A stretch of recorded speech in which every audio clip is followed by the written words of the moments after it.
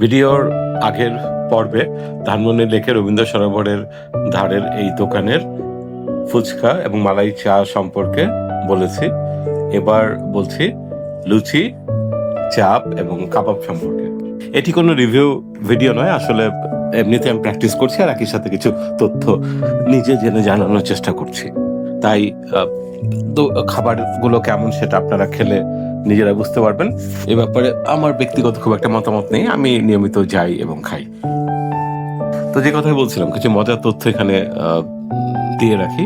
প্রথমত, কাবাব যে এখন বিশ্বব্যাপী এত জনপ্রিয়, এর উৎপত্তি কোথায় হয়েছিল এ নিয়ে দুই দেশের মধ্যে ঝগড়া বলতে পারেন। এক হচ্ছে তুরস্ক, আরেক হচ্ছে ইরান।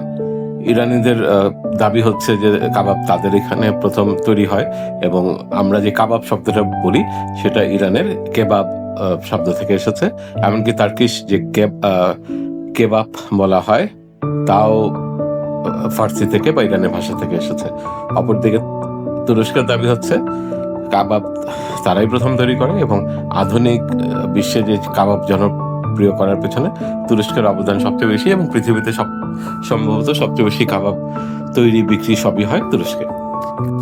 কাবাবের উৎপত্তি নিয়ে বিতর্ক থাকলেও লুচির উৎপত্তি নিয়ে তেমন কোনো বিতর্ক নেই। লুচি আসলে বাঙালিদের খাবার, এবং বাংলাদেশের থেকে পশ্চিমবাংলায় বাঙালিদের মধ্যে লুচি অনেক বেশি জনপ্রিয় ছিল। এখন বাংলাদেশেও এর জনপ্রিয়তা বাড়ছে।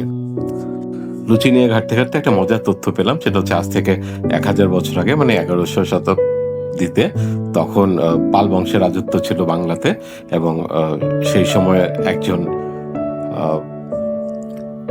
বিখ্যাত চিকিৎসক চক্রপাণি দত্ত লুচি সম্পর্কে তার এক গ্রন্থে বলে গেছেন, মানে লুচি তৈরির কলা কৌশল হিসাবে লুচির বয়স অন্তত 1000 বছর বা তারও বেশি।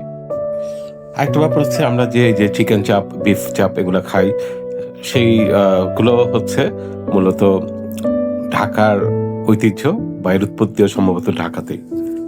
কিন্তু চাপ বলতে অরিজিনালি যেটা ছিল যে অল্প চাপে বা অল্প আঁচে দীর্ঘ সময় ধরে মাংস সিদ্ধ করা, এটা ছিল চাপ। এখন তো উল্টা দেখছি, এখন হচ্ছে মাংস মশলা টশলা মাখিয়ে তারপরে খুব ডুবো তেলে ভাজা হয়।